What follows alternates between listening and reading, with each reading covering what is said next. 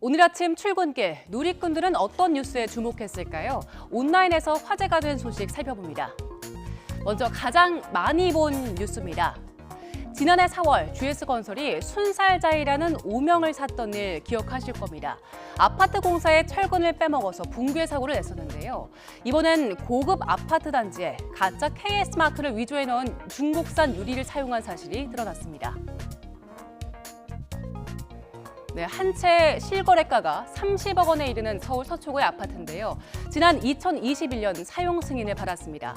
세대 난간과 옥상 곳곳에는 이렇게 두꺼운 유리가 설치되어 있습니다. KS 인증 마크가 붙어 있는데 알고 보니 유리 일부가 가짜였고요. 이 가짜 유리 무려 2,500여 장에 달했습니다.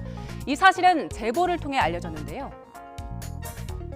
이 고발 내용에 대해서 제보를 받고 저희가 아파트 난간 유리, 세대 유리를 현장 조사를 하니까 그냥 누가 봐도 이 KS 인증 로고랑 브랜드 로고 자체가 너무 다른 거예요. KS가 아니다 보니까 강도가 좀 떨어지겠죠. 충격이나 아니면 뭐 태풍이나 이런 게 영향이 가면 다 떨어지면 안에서 떨어지면 아래서 다치는 사람도 있을 거고.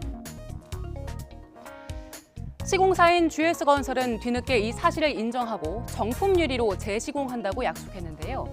지난해 검단 신도시 아파트 신축 공사 현장에서 붕괴 사고에 이어 1년 만에 부실 시공 사건이 또 불거져 기업 신뢰도에는 타격이 불가피해 보이는데요. 누리꾼들은 어떤 반응을 보였을까요? 이름만 대기업이지 사실 하청의 하청이라면서 관리가 되기 어려운 구조를 지적하기도 했고요. 또 KS 마크를 위조하는 건 처음 알았다면서 전수조사에 대한 필요성을 강조하기도 했습니다.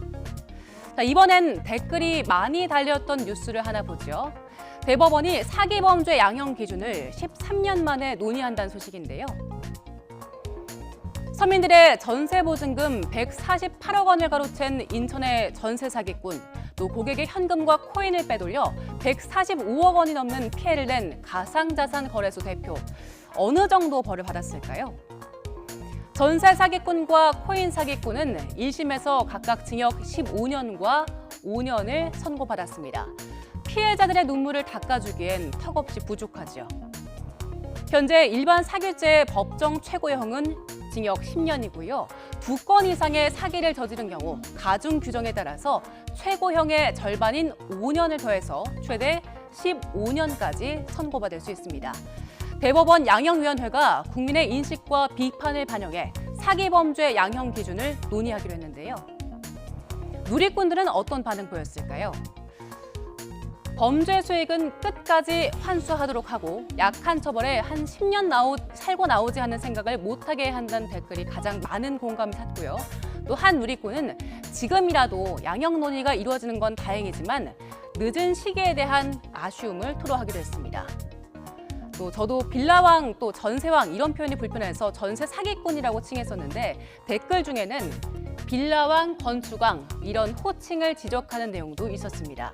또 사기는 소리 없는 살인이라며 피해자의 고통에 공감하는 반응도 눈에 띄었습니다.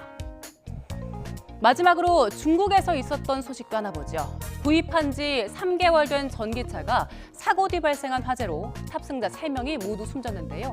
유족은 안전장치가 작동하지 않고 차문도 열리지 않았다면서 결함을 주장했지만 업체 측은 부인했습니다.